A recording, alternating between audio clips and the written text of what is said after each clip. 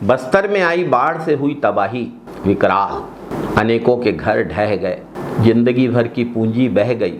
छोटे छोटे मासूम बच्चों की किताबें, कापियां, पेंसिल, स्कूल बैग पानी में डूब गए। महिलाओं की रसोइयां, बुजुर्गों की दुनिया, कपड़े, बिस्तर, सब कुछ बह गया। लोग खुले आसमान तले बिना छत, बिना भोजन के जीने के लिए मजबूर हैं।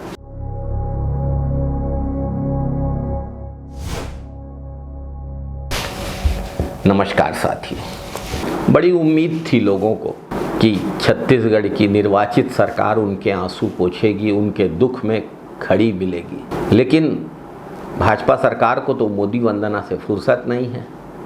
जापान और कोरिया के भ्रमण से लौटे मुख्यमंत्री और उनके मंत्री बस्तर तो पहुंचे, लेकिन जमीन पर पीड़ा समझने के बजाय हवाई सर्वेक्षण और मदद बांटते हुए फोटोशूट करवा के लौट गए।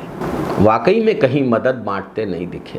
बच्चों के हाथ में उनकी भीगी किताबें, बही किताबें, स्कूल के बस्ते जो बह गए वे नहीं पहुँचे। परिवारों को राहत और छत नहीं मिली। सरकार की जिम्मेदारी थी कि वह पीड़ितों के आंसू पोंछे, लेकिन भाजपा ने तो बस्तर वासियों की पीड़ा को अपनी छवि चमकाने का जरिया बना लिया है। मोदी जी के राजनैतिक उद्देश्यों को पूरा करने के लिए धरना प्रदर्शन से फुर्सत मिले तो बस्तर के लोगों की पीड़ा को समझेगी भाजपा। एक और भाजपा ने लोगों के जख्मों पे नमक छिड़कने का काम किया, दूसरी ओर प्रदेश कांग्रेस अध्यक्ष श्री दीपक बैज ने यह साबित किया कि राजनीति सत्ता का खेल नहीं, सेवा का माध्यम है। प्रदेश कांग्रेस अध्यक्ष श्री दीपक बैज के मार्गदर्शन में कांग्रेस के कार्यकर्ता लगातार बस्तर की गलियों में, गांवों में, राहत शिविरों में पहुंच रहे हैं। जिन परिवारों के कपड़े और जरूरी सामान बह गए, बर्बाद हो गए, उनको कपड़े और राहत सामग्री दी जा रही है। प्रदेश कांग्रेस अध्यक्ष श्री दीपक बैज के इस सहयोग से बस्तर के लोग भावुक हो गए हैं, उनको धन्यवाद दे रहे हैं। बस्तर के लोगों के चेहरों पर मुस्कान वापस आ रही है। दीपक बैज जी को हमारी तरफ से बहुत बहुत धन्यवाद दिल से बोल रहे हैं। उनके तरफ से आज बच्चों को कपड़ा, कॉपी, पेन, पेंसिल और हम लोगों को नाइटी, साड़ी बांटा गया है। उसके लिए हम लोग उनके क्या बोले, कुछ बोलने के लिए मतलब शब्द ही नहीं है कि क्या बोले। जो मिल रहा है बहुत बहुत धन्यवाद। अब हम लोगों की बस ये है कि हमको गैस मिल जाए, चूल्हा मिल जाए, हम लोग अपना खाना बनाएं, खाएं और अपना अपना धंधा चालू करें। यहाँ पे बैठ के हम लोग पेट तो भर सकते हैं, उसके आगे हम बच्चों का फीस, स्कूल का ड्रेस, कॉपी, किताब कहाँ से हरदम तो नहीं मिल सकता है। खाना पीना चाहे जितना जो टूटा है उसका अगर कुछ मिल जाए तो हम लोग भी अपना घर फिर से चालू कर सकते हैं, धंधा चालू। दिन तो आए थे बीजेपी के सर, विधायक सर आए थे, तो बोल के गए हैं कि आप लोगों को 1,20,000 रुपए दिया जाएगा, लेकिन अभी तक हम लोगों को कुछ नहीं मिला है। और कहीं कहीं से सुनने में भी आ रहा है कि 5,000, 6,000 दिया जाएगा। वो 5-6 हजार का हम क्या करेंगे? हमें तो वो 5-6 हजार में बच्चों को चड्डी कपड़ा नहीं खरीदने के लिए पूजेगा। और जो हमारा खाने बनाने का सामान गया उससे हम क्या करेंगे? हमारा घर गया, सब कुछ गया, क्या करेंगे?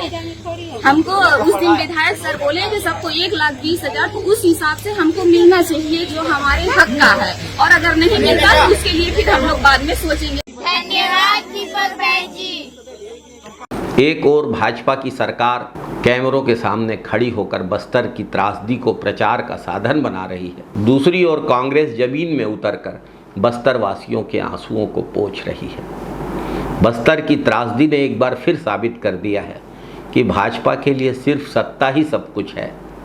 जनता की तकलीफें भाजपा के लिए मायने नहीं रखती।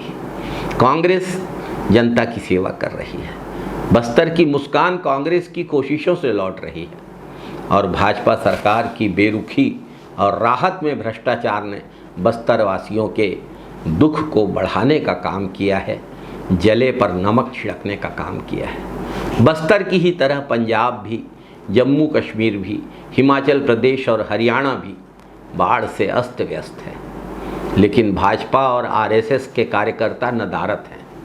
पीड़ितों को सहायता पहुंचाने के काम में कांग्रेस के कार्यकर्ता ही लगे हुए हैं। भाजपा के लोग सिर्फ भाषणों में बड़ी बड़ी बातें करते हैं। राष्ट्र सेवा, समाज सेवा, राष्ट्र प्रेम, संस्कार, संस्कृति, वसुधैव कुटुंबकम, लेकिन इनके कर्म बहुत भ्रष्टाचार से भरे हुए, गलत और जनता के दुख दर्द से दूर। देश में किसी भी हिस्से में कोई भी समस्या हो, कांग्रेस डट कर खड़ी है लोगों के साथ और आगे भी खड़ी रहेगी। पीड़ितों के चेहरे पर मुस्कान लाने का काम कांग्रेस ने किया है, कांग्रेस करती है, कांग्रेस कर रही है और कांग्रेस करती रहेगी।